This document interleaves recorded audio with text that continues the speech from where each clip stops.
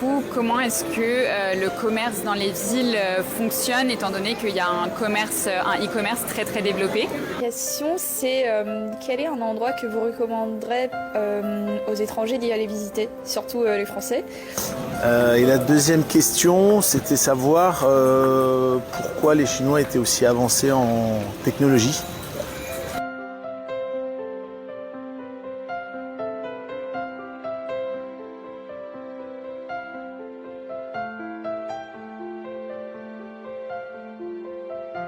La Chine, ce pays que moi je connais bien personnellement puisque ça fait déjà 15 ans que j'y habite. Donc c'est vrai que la Chine, vraiment que je trouve personnellement que c'est un beau pays avec une culture une culture aussi gastronomique, avec des très bons plats que j'apprécie tous les jours.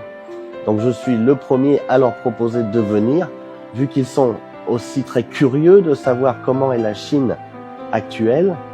Donc personnellement, je leur proposerais de venir visiter des villes avec une culture, une histoire ancienne, par exemple les villes de Nankin, ou alors de Pékin, ou alors de Xi'an, trois villes très intéressantes culturellement. Et puis par exemple, pour se changer les idées aussi, venir visiter d'autres villes dans le sud de la Chine avec un climat un peu plus chaud. Par exemple, je pense à Canton ou Shenzhen.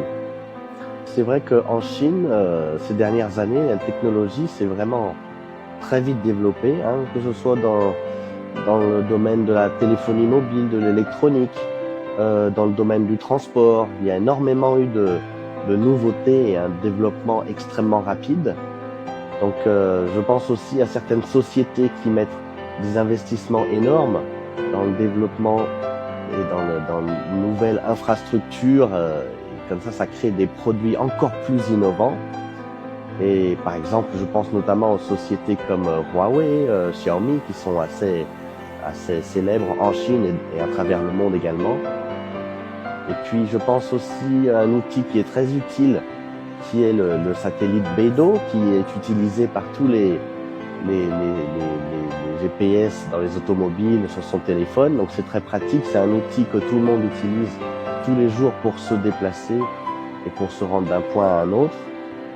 Et puis dernièrement, je pense que c'est un autre outil considéré peut-être à l'étranger haute technologie, mais qui est vraiment utilisé tous les jours en Chine, qui est le paiement par application téléphonique.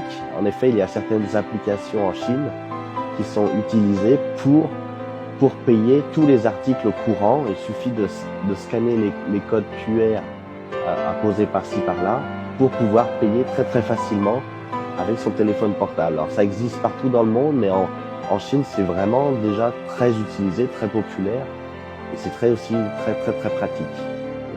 Voilà.